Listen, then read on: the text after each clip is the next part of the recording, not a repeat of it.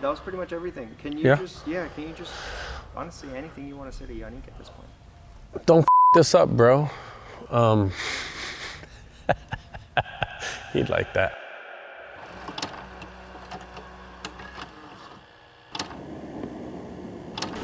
Are you able to accept failure? Or are you prepared to fail? Okay. How do you feel about that? That's a good question. I feel like if you don't think you're not gonna fail, you're wrong. You know, I mean, obviously when you start, whatever is your goal, you don't want to fail. You just want success, end goal basically. Yeah. But I feel like you find out very quick sometimes, like, oh, it's not like that. Yeah. Sometimes it's easy, you know, you reach your goal, so you don't have to worry about failing. But if it, like, sometimes reality hits you, you feel like, oh shit, I failed. Then it's all about how you react into it, you know. Right. Because failing can lead you to quit, you know. You can easily quit after you fail one time. Some people, that's it, I'm done, you know. Yeah, never do it again. But I feel like failing can definitely help you find your purpose and can tell your character and who you are, you know. A creative can never fail at their own creation, but a creative can fail at how others view that person's creation. So for instance, when someone draws something or paints something, they paint it, but they don't have to tell the story. The story must come from the people who view it. But if the viewer doesn't get it, the viewer doesn't show any type of gratitude from it, then maybe the person who painted it didn't give enough of a clear view for the people to understand. Sometimes that's exactly what the painter wanted to do. Music is kind of the same way, but music, you have to actually guide people into what you're trying to say. You have to have people actually has to listen to what you're doing and understand. You have to expect failure. And what failure is I think that's more determined on the individual who's creating what failure is. Maybe you know, in the technical, not even technical, the literal term, you're trying to sell a painting and the painting doesn't sell for what you thought it should be worth. It's a failure on your part. You think that's a failure, although someone's actually paying for it, you know? Or it can be something where you design something with the intention to invoke some type of feeling, and that person who's viewing it doesn't feel the same way. And so now you failed.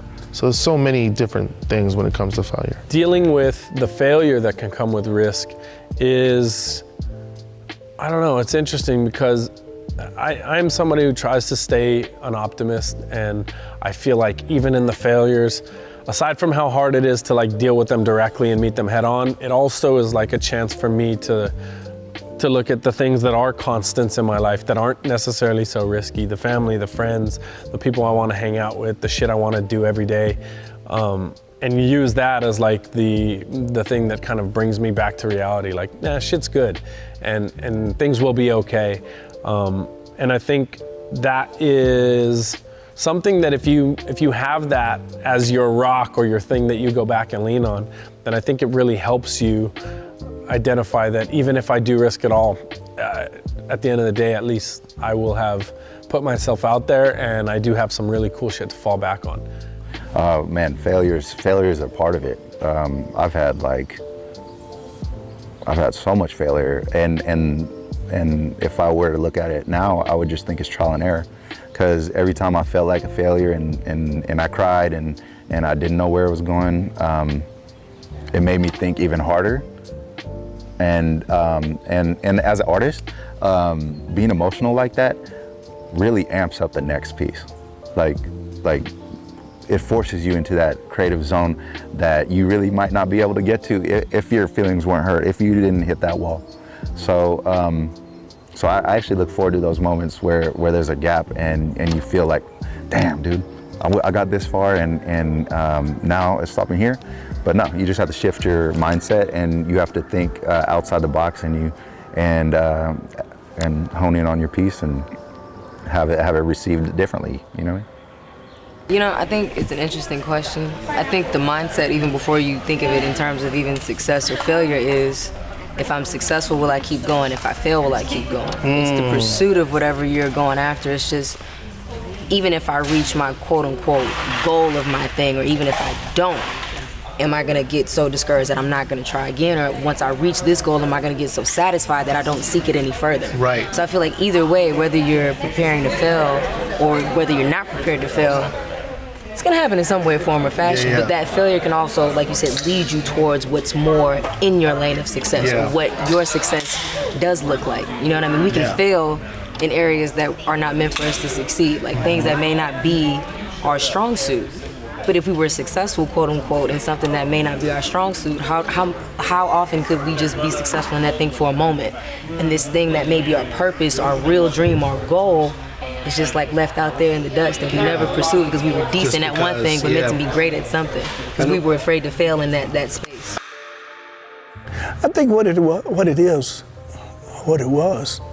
is a lot of moments, and a lot of those moments also come from the culture background. His mom being different culture, she's West Indies, Panamanian. I'm South all the way, you know, and a country boy from the South. So those things together sort of make up him indirectly.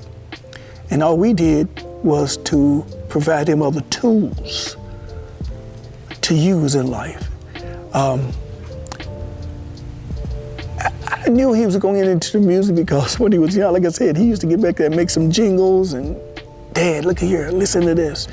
And I always wanted to encourage him, and that's the whole thing, encouragement. One of the things I do believe, though, entertainment was there, and I always saw that in him, and he always could tell a story. He's free-spirited, and he's very, he's listened. He told me several times, he said, Dad, yeah, you can give me advice, which is true, but at the end of the day, I'm gonna do what I have to do. And I said, you know what? That's the only thing I could ask for. He always said, Daddy, why